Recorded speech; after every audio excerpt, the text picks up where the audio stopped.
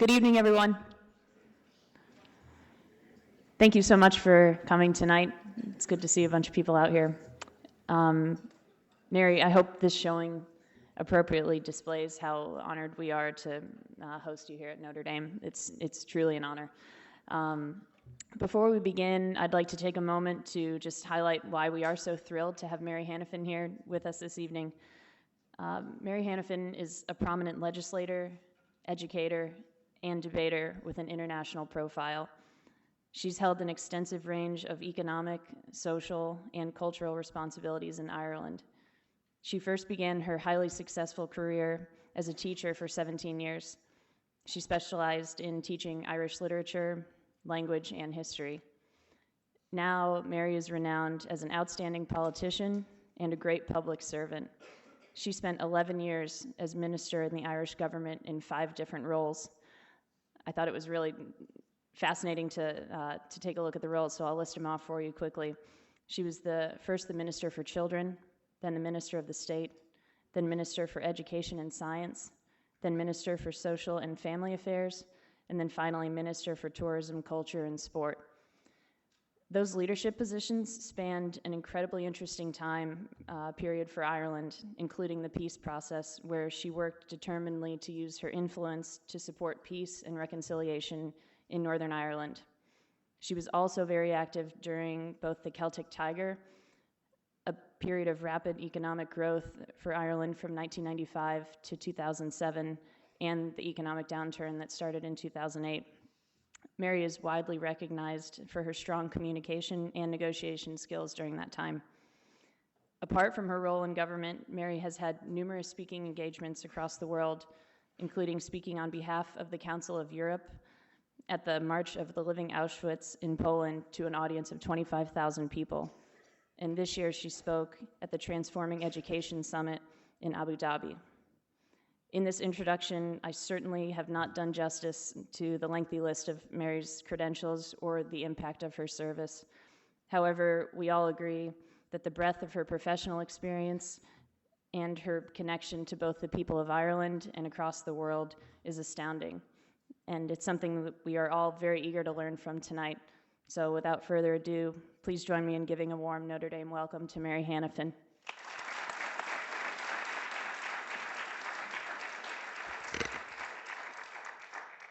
Well, Dís Maríomh go léir, and after that very welcoming and flattering introduction, I'm really thrilled to be here at home in Notre Dame, where I've spent the last month, and I have been made most welcome. I felt very comfortable.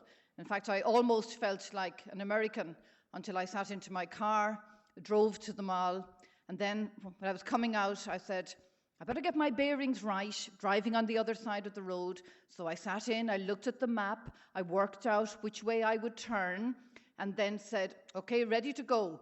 Went to put my key in the ignition and realized I was sitting in the passenger seat. So I would have had to get out of the car, walk around and said, well, I'm glad nobody knows me in Notre Dame. But thank you so much for coming here this evening. As you can see, my beautiful home, the beautiful country of Ireland, that's probably the image you have of Ireland, one that's green. And if I was to ask you, what do you know of Ireland? You'd probably mention green, or Guinness, or Bono, or U2, Riverdance maybe. What you mightn't know is that 1,000 international companies have made Ireland their home, their base for Europe. That Dublin is home to 9 of the top 10 pharmaceutical companies in the world, 9 of the top 10 ICT companies, 9 of the top 10 software companies in the world. 3 of the top 6 games publishers are all in Ireland. 14 of the top 21 financial services, and indeed 15 of the top 20 medical technology companies. Yes, we produce financial services. We make a stent for your heart. We'll make a hip. We'll make some of the top-selling drugs in the world. We also produce Bono and U2 and Riverdance and Guinness and whiskey and Baileys and a lot of the things that you're not allowed to have. We also produce James Joyce, Seamus Heaney, Samuel Beckett, And it is this combination of creativity and a well-educated young population with technical skills, a favourable tax rate, our membership of the European Union, and an island at peace that make our small little nation a fairly significant player in the global economy. And it's because of decisions that were taken in the 1960s in relation to giving free education, in the 1970s about joining the European Union, in the 1980s about attracting financial services and setting out programs for government and social partnership. Decisions of the 1990s about bringing peace and reconciliation to Northern Ireland. And in the noughties about investment and future planning.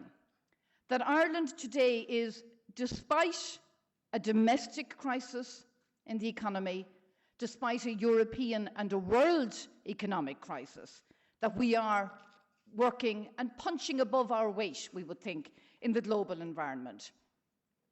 And a few years ago, former Taoiseach of Ireland, Taoiseach at the time, Bertie Ahern, spoke to a joint meeting of the Houses of Congress here in Washington.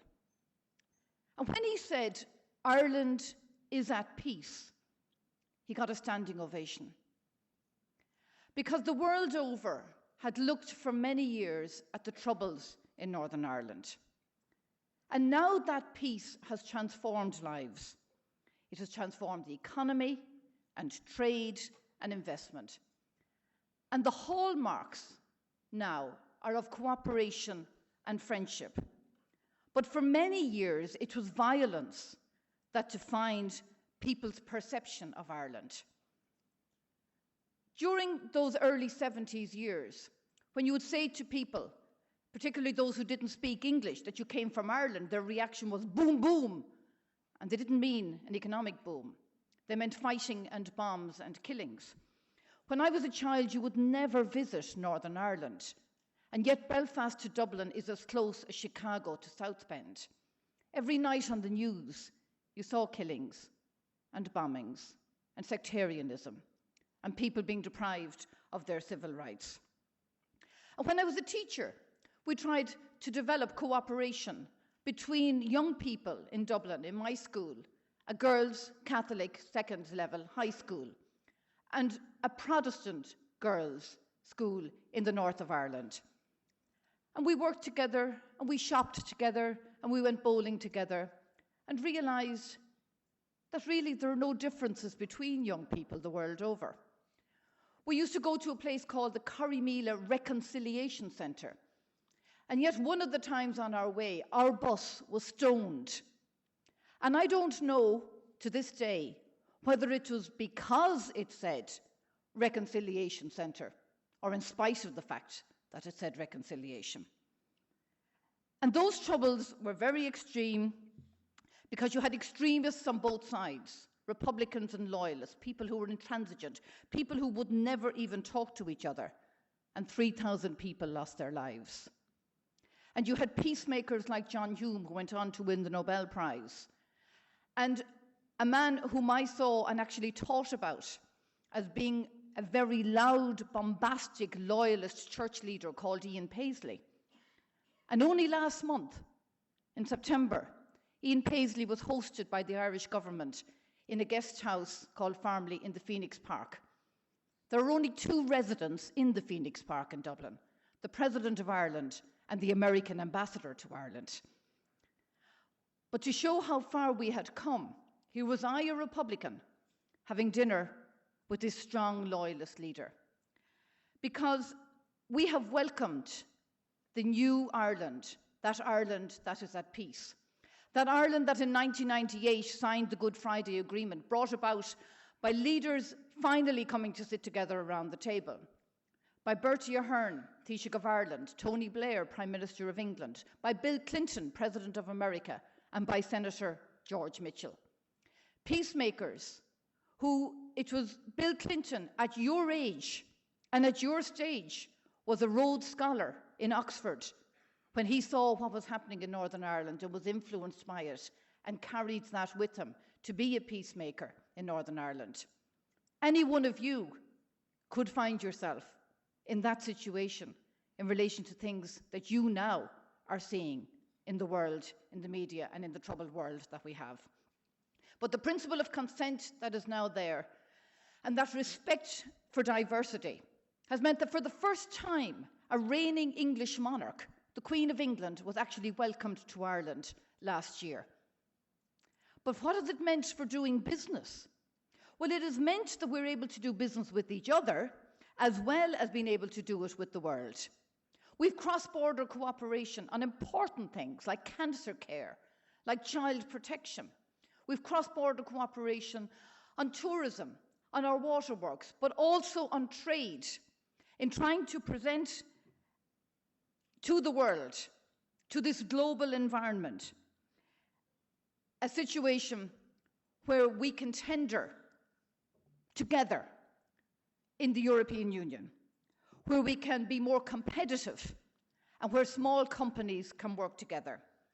And we work now in a North-South Ministerial Council, where those very people who never even spoke to each other about the weather before, and everybody in Ireland talks about the weather, are now actually working closely together.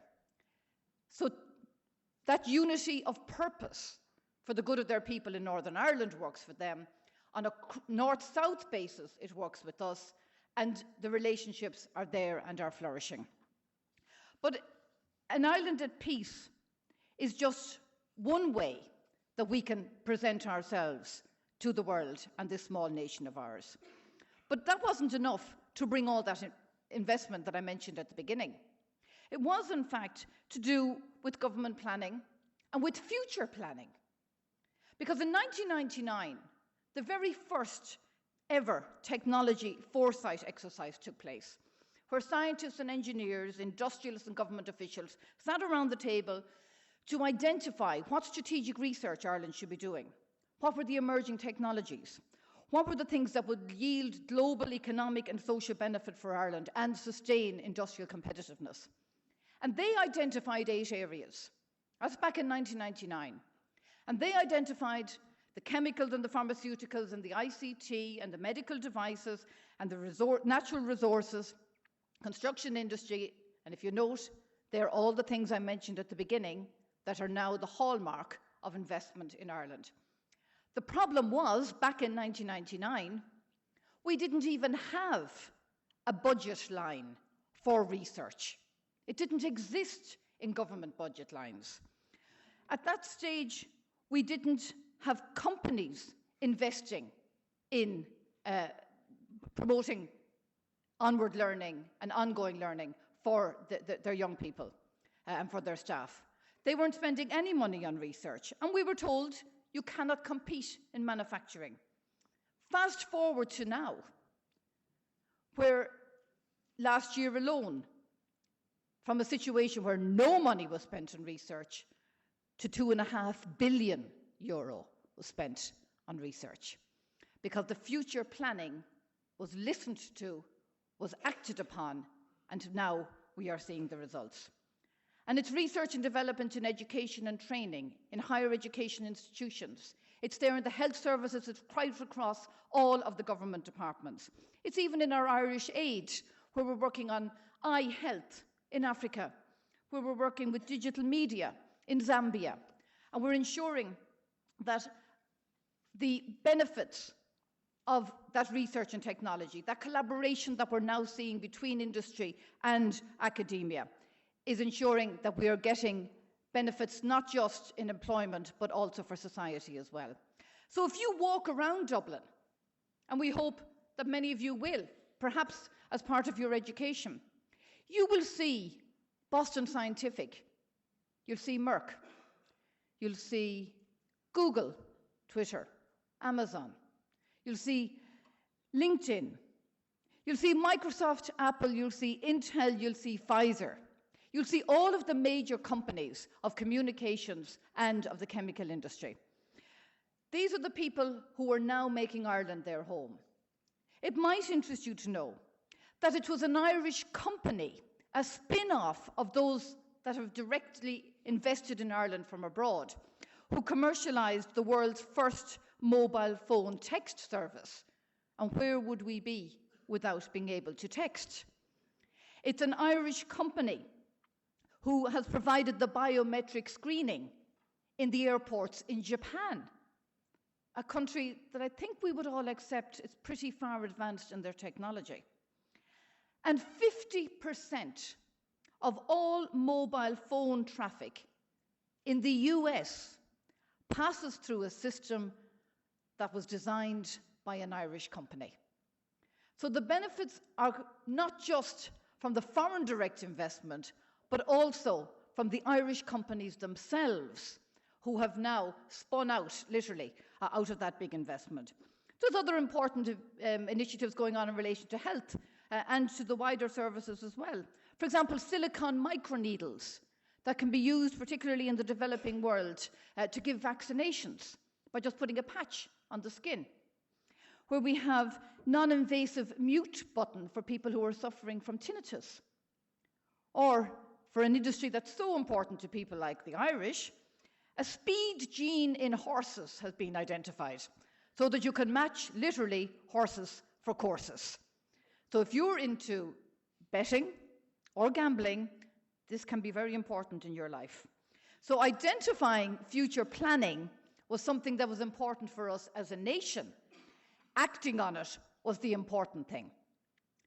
But when you ask those companies, why are you in Ireland? They're not going to say because you planned it 14 or 15 years ago. What they say is we're in Ireland because of education, because of your membership of Europe, and because of taxation. And there's no doubt that the Irish education system, which provides, and I will say in the same way as a graduate from Notre Dame has, and I mean this genuinely, a broad-based education that allows you to be flexible in the workforce. Our retention rates in Ireland, only announced last week, where 90% of our high school students go on to finish their final exam, which is far higher than most of the European countries. 60% of our high school students go on to higher education, onto university. More than 50% of the population is under the age of 35. So that makes it a very attractive place for investors to come. But it's the quality and the availability of skilled people that makes Ireland attractive and special. It's because of the young people that we have. And some years ago, I was giving a talk at the Microsoft Global Leaders Forum in Berlin. And Bill Gates was obviously one of the keynote speakers. So I sat with him at dinner. And he never talked about computers and technology all night. He talked about microfinancing for the women in Pakistan, which I thought said an awful lot about him and his priorities. But I said to him, I said, what do you need of graduates of the future? And he said, well, I obviously need graduates in science and technology and computers, he said, but I can't get that in the Western world. He said, but I also need flexibility, he said, and creativity, he said, and business skills. He said, and you have that. And that's the importance of the broad education that allows people to be able to adapt. And as I said, you have it here in the same way as we have it in Ireland. So that educated workforce is what's attracting people to come into Ireland. The second thing is our membership of the EU. And in a globalized world, the countries in Europe need each other. And Europe and the US have been dominant for a very, very long time. Europe has given us a very high standard of living. In fact, the amount of money that is spent in Europe on social supports is actually greater than the rest of the world combined, including the US. But now we're looking at a situation where the BRIC countries, Brazil, Russia, India, and China, are becoming a lot more productive, a lot more competitive. When Ireland joined, we were a very backward agricultural country. But we gained a market of 500 million people. We gained about 700,000 or 800,000 jobs. We gained free movement. We gained that market for our exports. and we gained equality, employment, and environmental legislation. Next January, Ireland will host the presidency of the European Union. And it's a very difficult, very complex political time for Europe. So our priorities are going to be sustainable economic growth and creating jobs. They're going to be external trade.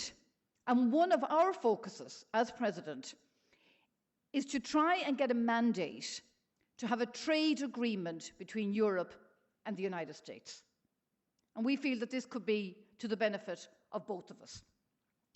We want to promote equality and social coherence and inclusion and ensure that everybody gets the opportunity to be upskilled and educated, and particularly people who have lost their jobs.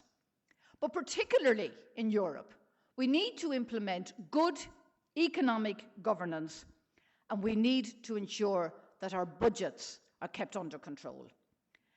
Because when the crisis happened in 2008, Europe was vulnerable and Ireland was vulnerable. We had had the Celtic Tiger, which roared in Ireland, a huge economic boom right up until 2007. We'd budget surpluses of 1.5% of GDP every single year. We built roads, we built sports facilities, we built stadium, we built schools, we built cultural facilities, education facilities. We invested in cancer care, in cardiac care. We doubled the pensions. We tripled the child benefit. We reduced the taxes. We increased salaries. We created jobs. It was a wonderful time and a privilege to be Minister for Education and Science for me at that time, and to be able to invest in our higher education institutions and in our schools, to be able to reduce our class sizes, to be able to give increased grants for students who are going to third-level education. Except in Ireland, a student in university only pays about $3,000 a year. But there are people who need grants to be able to support them there. But you could never meet the demands, because the constant cry was that the country is awash with money. Why aren't you spending more? And we did make mistakes, not in the way that we spent it, because we did lift people out of poverty and we did improve the quality of life for all. Perhaps we relied too heavily on the construction industry. We didn't save enough for debt reduction. And our banks were overly reliant on money from overseas. And not only that, but what we thought was a well-regulated and supervised system, in fact, was far too light. When the crash came, and when Lehman Brothers went, and when the crash came throughout Europe, not only was Ireland very vulnerable because we had a sovereign debt crisis as well as a banking crisis, but Europe had no coordinated response. So since then, we have learned, because we gave a bank guarantee at that time to protect savings, to protect the availability of credit and the payment systems and jobs in our economy. What we didn't know was that the banks didn't just have a liquidity problem, they were also insolvent. We also found ourselves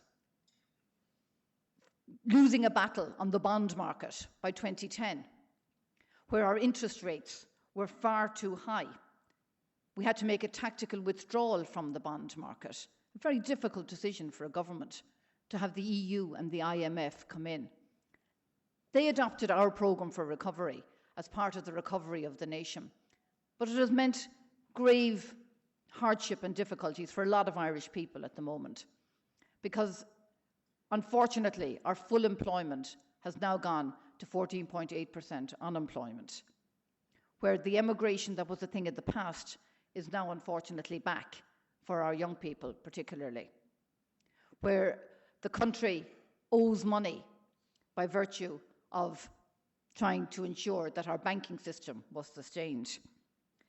And deep budget cuts have had to be made for the last 3 or 4 years. So the difficulties in the world recession and in the Irish recession have hit people in Ireland hard.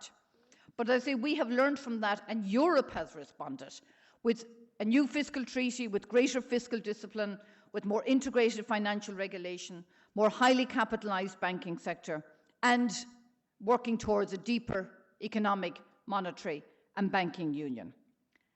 And the country has responded with democracy at work, and also with tough decisions and tough political decisions that we'll continue to see in a budget in December, that more cutbacks are being made. But what they're not affecting is the corporation tax. And that's the third thing that investors in Ireland say that they are interested in, along with the education and our membership of Europe.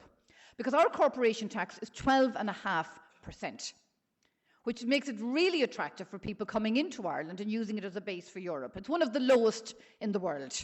It fell from 32% by decisions taken in the early part of the last decade. So companies tend to get a very high return for their investment. And if they're into research and development, you can get a tax credit of 25%, which is an effective rate of 37.5%. Now, Ireland is not a tax haven. So when you hear the American president and leaders talking about trying to bring back in jobs from abroad, back into the States and take them away from tax havens, we're not one of those because we don't have that banking kind of secrecy rule. We are just your base for Europe. But it makes us very strong international links and makes you and your investors very strong for Europe. And how important is that investment? Just one statistic. The USA invests more dollars in Ireland than it does in Brazil, Russia, India, China, and South Africa combined. And we're only a little country of 4.5 million people. But we're a country that takes our business and our business with the world very seriously. And our people, no more than you and no more than people all over the world, are now expecting more from companies, where they want to see corporate social responsibility because they have seen what irresponsibility does. And people no longer accept the practices and the authority of government and banking and business without actually questioning it. They want to see intent and they want to see integrity. They want to see commitment to local communities, to the economy, to the environment, and to society.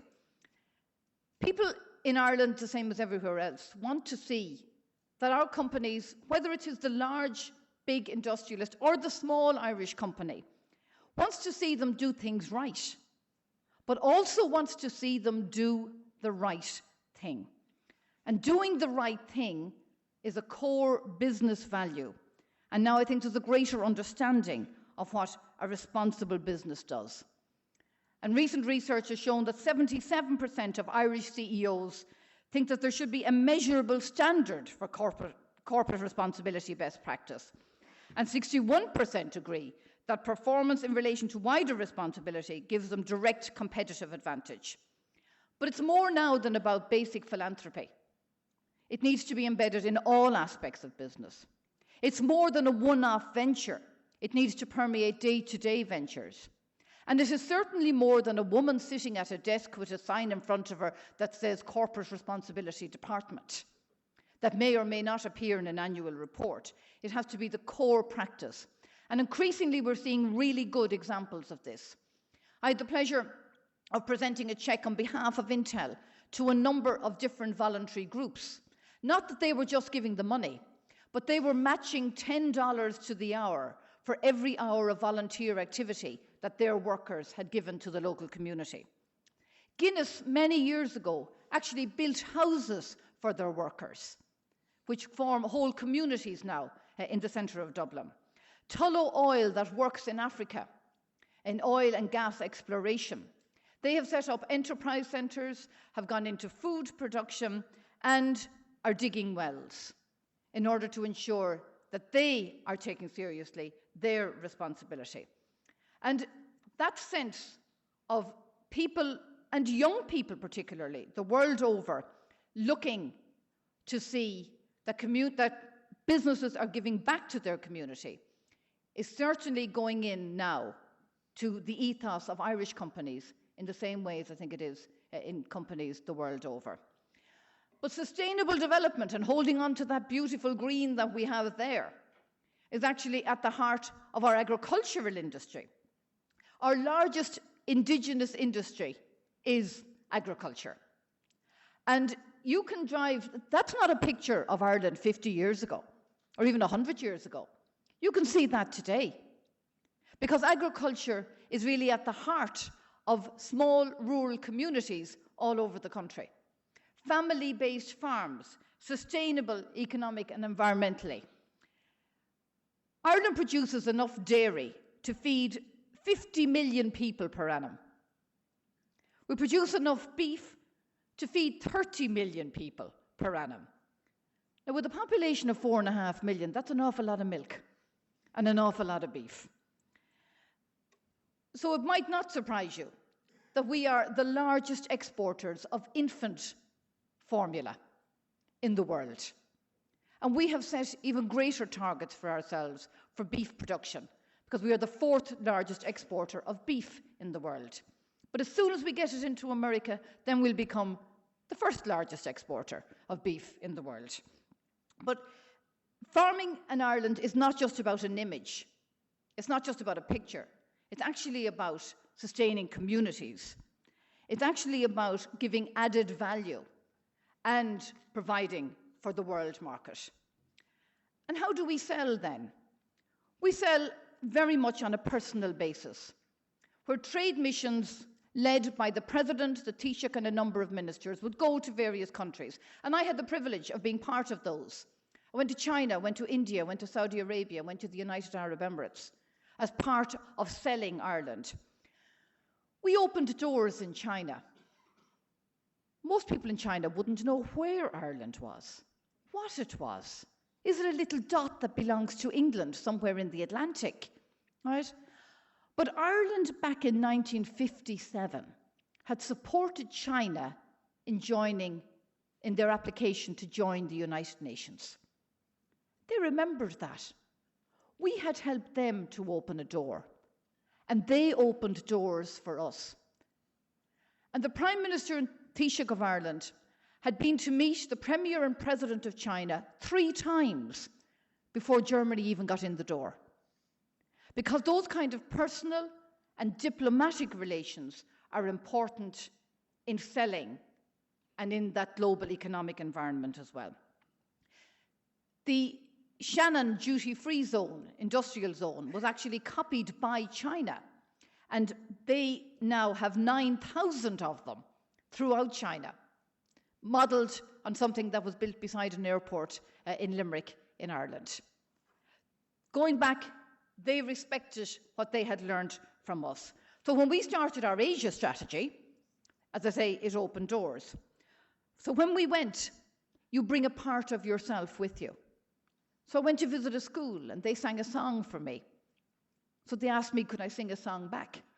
So I sang a song in my native Irish language. And next thing I noticed, the children all started tapping, because it was like a marching song. And then no more than the relationship between the North and the South, I realized children are the same the world over. We like music, we can share our culture together. When I went to India, 1,000 boys sang the Irish national anthem in Irish language out on a lawn because they were taught by Irish brothers. When we went to Saudi Arabia, I wore the scarf, not the face covering, but the scarf. The Irish media criticised the 2 female ministers for doing that in a country that doesn't respect women's rights. I know, and I would have serious questions as a female and as an independent woman about the way that women are treated. But I would respect that in the presence of the King of Saudi Arabia that I should wear the scarf. But that's bringing our culture and recognizing and respecting their culture. When I went to the United Arab Emirates, I went to visit a girls' school where they were using Irish software to learn the Quran. And I thought, there's globalization at its best. Because when you go to these countries, and when you're a country like Ireland, you're not just selling software or agricultural produce or financial services or education, but you're showing the best of who we are as a people. So we bring some of our Irish produce with us. And we would have breakfasts and dinners for Irish companies with their partner companies, bringing with us our own salmon, brown bread, beef or lamb, to have a taste of Ireland and to introduce them to the Guinness or to the Baileys and to the Irish Mist or to the Jameson. We bring a cultural offering with us. We bring, for example, river dance played in the Great Hall of the People in Beijing for a week and packed it out. Or we'd bring groups like Daidanan and bring a traditional Irish music, because that is what makes us different. That is what distinguishes Irish people. It's our culture, our heritage, and our language, and we share that with other people. We also, of course, bring quality assurance of labelling and traceability. We bring our values with us as a people. We bring our family values with us. What interests the Indian families when they're sending their young people abroad to be educated is the fact that they will be looked after in a family situation and not in a very large city, perhaps, where they would be anonymous. We build in our historical links and our humanitarian links with missionaries. This week, Ireland got elected to the United Nations Human Rights Council. We got 124 votes. We're on the same panel as the United States. It's okay, you got elected as well. Right? That meant we couldn't even vote for each other, even though we would have. 124 countries chose to give Ireland their first choice because of the type of tradition of educators and missionaries who went around the world to far-flung places and who made a long and lasting impact.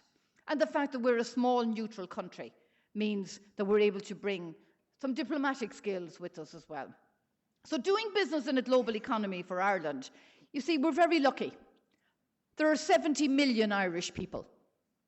Okay, there's only 4.5 million of us living in Ireland, but there's 36 million of you living here in the States. There are 350 million people who want to be Irish. And of all those people, as you know, the Irish like to go home. They like to go home to visit their friends and their relatives.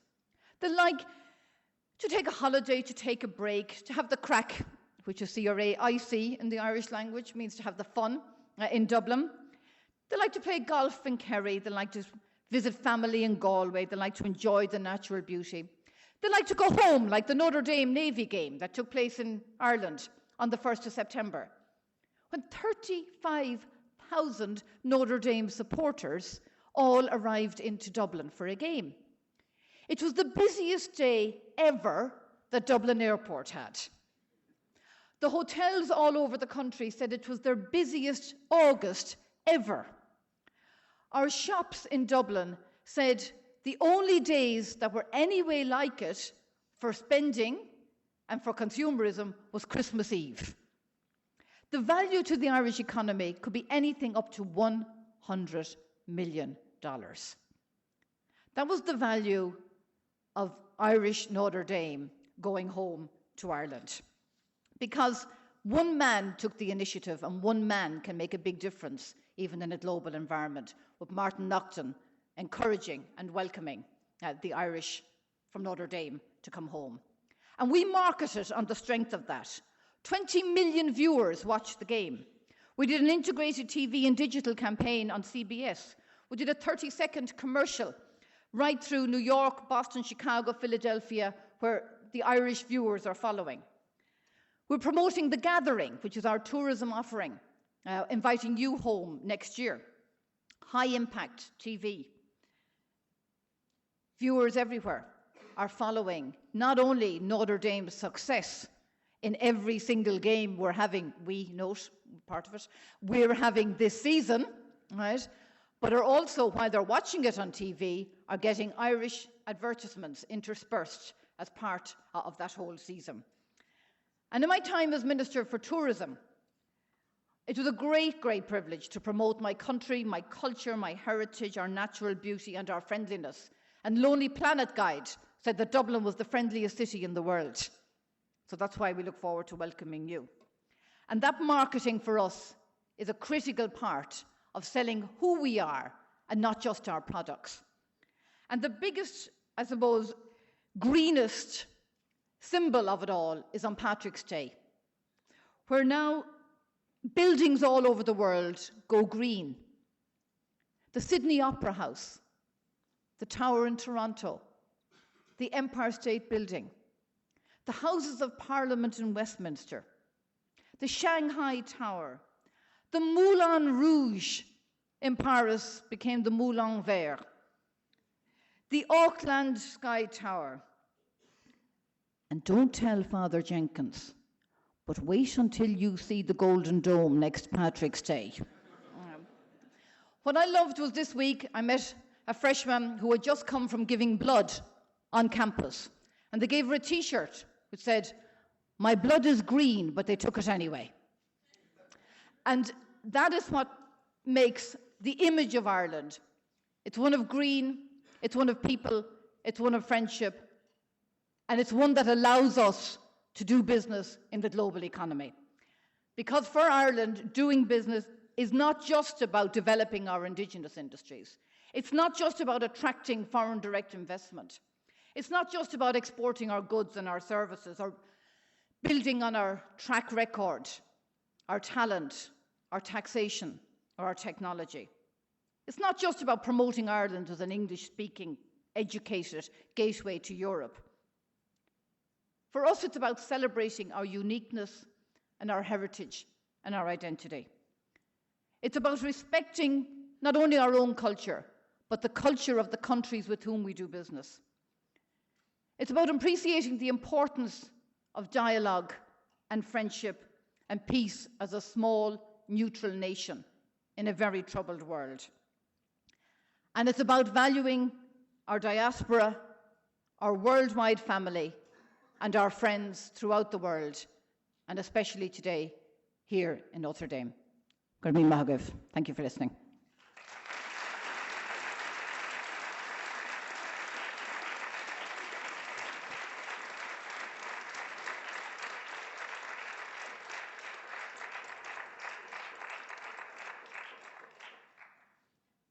Questions before the pizza? I'd be happy to take any of your questions.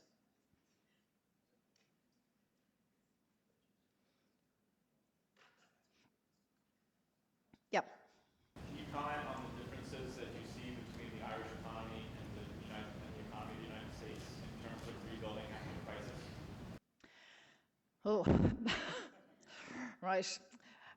How close do you get to the fiscal cliff?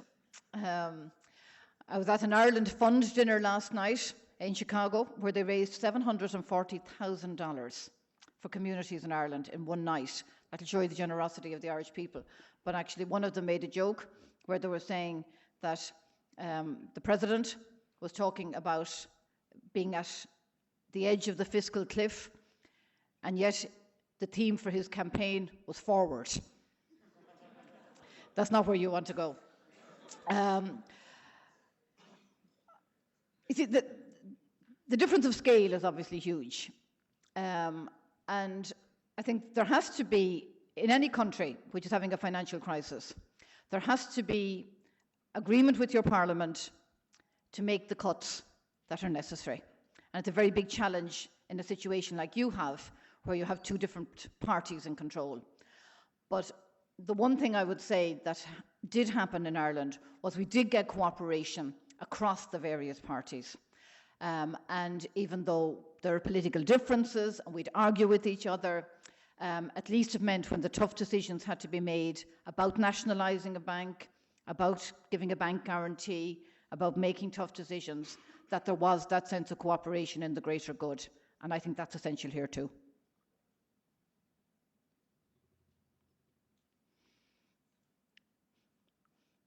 Any other questions?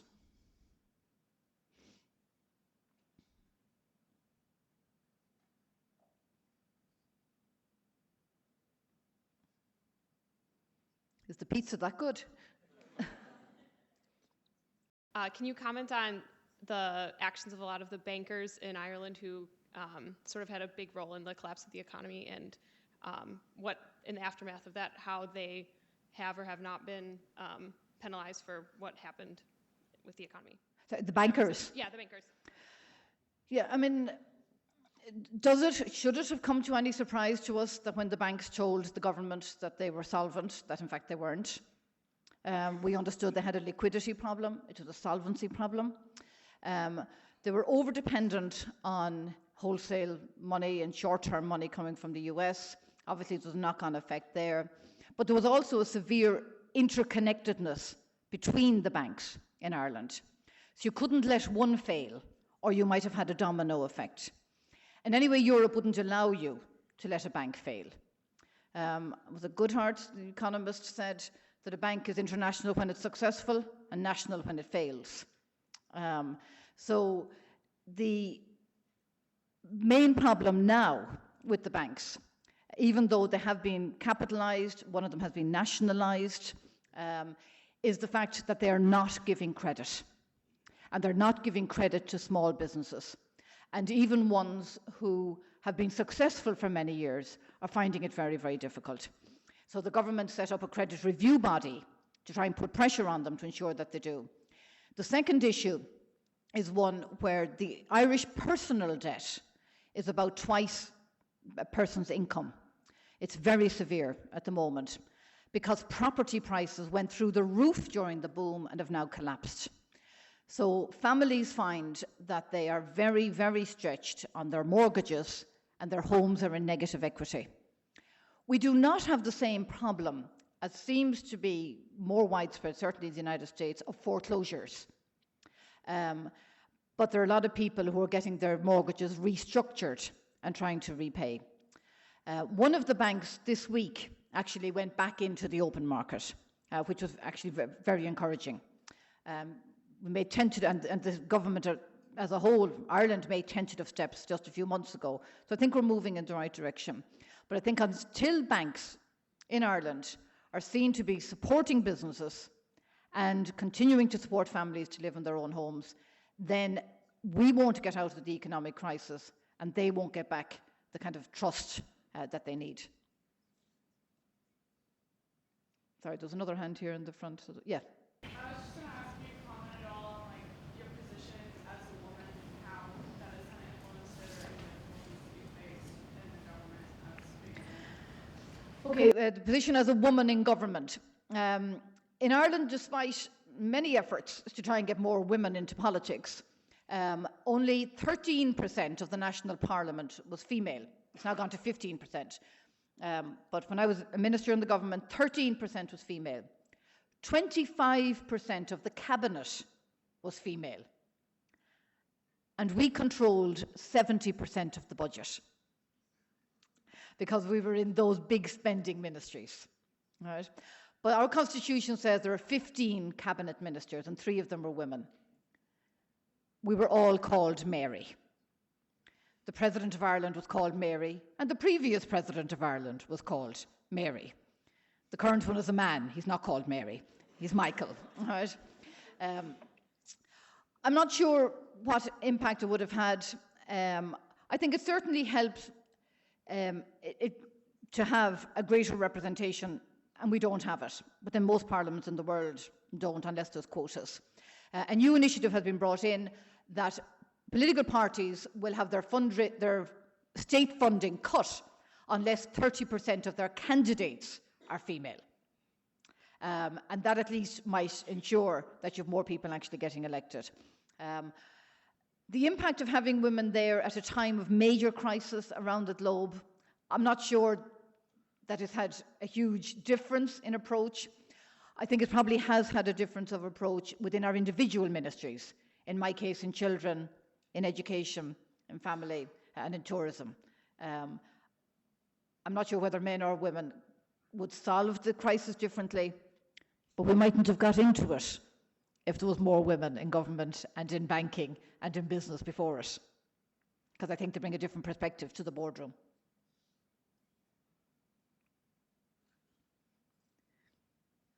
Yep. Talk about the transition between being a teacher for 17 years and then suddenly being thrown into, the political spotlight and just having a lot more responsibility. Being a teacher for 17 years and then suddenly being thrown into the spotlight. Well, then I went from being a teacher in charge of the classroom to being a minister in charge of 4,000 schools and 13 universities, to having maybe 30 people in my class, to having 1 million students in the country, to having no budget at all, to having a budget of €9 billion, to being able to be the boss within my own kind of school environment, to actually being part of a cabinet and to being a parliament, to be able to go home after school every day at 3:30, to working 24 hours a day, 7 days a week, right around the clock, because that's what political life and political involvement needs. I actually think that teaching is one of those professions that's a good background for entry into politics, because you know families, you know young people, you're dealing with the problems every single day. All of life is in a school. I'm not saying the whole government should be made up of teachers, but I think it is that good basis for actually being elected, first of all, to the Parliament, and then being able to bring a good perspective with you.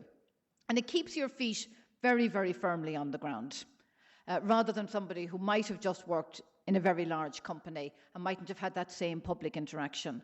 And I think any government minister and any politician needs to keep in touch with their electorate, because the day that you lose touch with them and stop listening to them, that's the day you fail as a politician.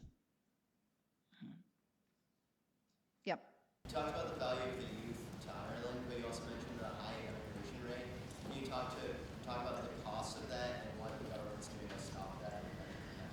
Yeah, Ireland suffered from immigration at different stages of our history. I suppose in the last century, the 50s, my father would say he remembers the American wake, where people emigrated to America. They had this all-night kind of wake as if they were dead session, and they never came back. And then we had further immigration in the 80s, where we had 18% unemployment. And a lot of young men particularly left with very, very poor education skills. The difference now is, and we're not sure numbers, but it could be as high as maybe 35,000 that left last year, okay, is that these are educated young people who are going now. Now, that's a drain on the Irish talent pool. Of course, it's a drain on their families as well. A lot of the young people who go will say they're only going for a year or two, because, of course, travel has become so much easier for young people. So they're going to Australia and they're going to Canada, and then they aim to come home all the way via Asia. The difficulty is, unless there are jobs for them to come home to, they won't. Okay? We have a lot of young people who are skilled in the construction areas like engineers and architects, and skilled as electricians and plumbers and all of that. They're finding it very difficult at the moment, and they're the ones, a lot of them, who are emigrating. And at the same time, we can't fill the jobs in science and technology and computing. And we're trying to encourage more and more people into those areas. And we can't fill the jobs with people with language skills. And a lot of people are coming in from Eastern Europe to actually take some of the jobs that are on offer from those multinationals. So there's a focus now within our education system to encourage people to take higher level math and to go on and to do the science, to at least be trained in those areas where there are jobs available. And as I mentioned, as Presidency of Europe next year, the focus is on trying to get job creation. It's the number one focus. And it's only when you have the jobs will you get the young people to stay. Yep. The multinational companies that are investing in Ireland and in Dublin at the moment, how much do you think they are sustainable jobs that they're providing, rather than just a funnel for European tax profits? Because a lot of times it's a head office which employs 10 people. And I mean, I know that's a worry for a lot of people in Ireland at the moment. Yep. Obviously the low corporation tax rate. Yes, the corporation tax rate is essential, and we have fought very, very strongly at Europe to ensure that we keep it, even though a lot of other countries are actually quite jealous of it. Okay, so that's number one for us. Keeping that skilled population is important as well. We would be satisfied that those jobs will stay. I'll just give you two examples. Dell employed 1,900 people in Limerick and 1,000 in Dublin. Okay. they closed down their manufacturing because they can do it far cheaper in Asia. Right? But by upskilling, this is only the last few years, by upskilling and training the workforce, they have now changed and are employing 1,000 in Limerick as a centre of excellence for their global operations, for their supply chain management, and they're setting up a global solution centre. So the Irish educated workforce were flexible enough to be able to retrain, to hold on to the company, and to meet their needs. And the very same thing happened with Apple in Cork some years ago. Again, as you know, I mean, if I was to ask how many people here, and I can see so many apples as I look up, right? The Apple, with the amount of manufacturing that they're doing, you're not going to do it in a country like Ireland. They moved theirs as well to Asia, but now they're employing 2,800 people in Ireland doing the kind of higher value work and the back office. So as long as the Irish workforce remain flexible to be able to adapt to the needs of the companies, they're happy to stay and we're happy to have them.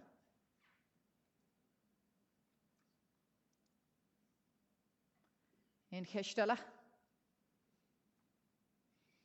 No, I think we've hit 6 o'clock. Yes, sorry. You're advocating very nicely for Ireland, and yet as part of the whole European market and with the euro on shaky ground somewhat, how does that, how are you, in a sense, are you competing and how are you helping with the other members of the community? Yeah, just looking at the news this evening, I mean, the Eurozone area is officially in recession now again. For the last 3 months, it's after slipping. I think the access to that market of 500 million people is absolutely crucial. I would be confident that the euro will survive. I think Greece this week has shown that it's willing to take the decisions that are necessary to get their own finances in order. And the pressure that's coming from other European countries there is very, very significant. I think if that stabilises, and as you say, it is still very rocky, I think Europe as a whole, because of the new developments that it's taking in the semester, as they call it now, where you have to, each country has to submit its budget over the next few years, where there's greater control, where there's greater supervision, not only of banks but also of government, and moving towards that greater banking union. I think that will strengthen Europe, because we introduced the euro without any of the safeguards that were needed. And when the crisis happened, we weren't able to cope. And it's only now, after the horses bolted, but luckily, while the euro is still there, that all of those measures are now being put in place. And I think what has happened in the last 2 years actually is something that should have happened 10 years ago. But at least it has now happened, and that'll improve the confidence back in Europe. Okay, can I just say my sincere thanks to all of you. I've had a most wonderful month here in Notre Dame. I got to go to a basketball match, a swim meet, the choral concert, the theatre, the game. I was there for the overtime against Pittsburgh. I look forward this weekend to the trumpets in the dome, to the drums, to the bagpipes, to the pep rally, to the tailgating, and of course to yet another victory for Notre Dame. And remember that when you win the national championship, you are welcome to come to Ireland to celebrate. And thank you for having me here. Gormahagat.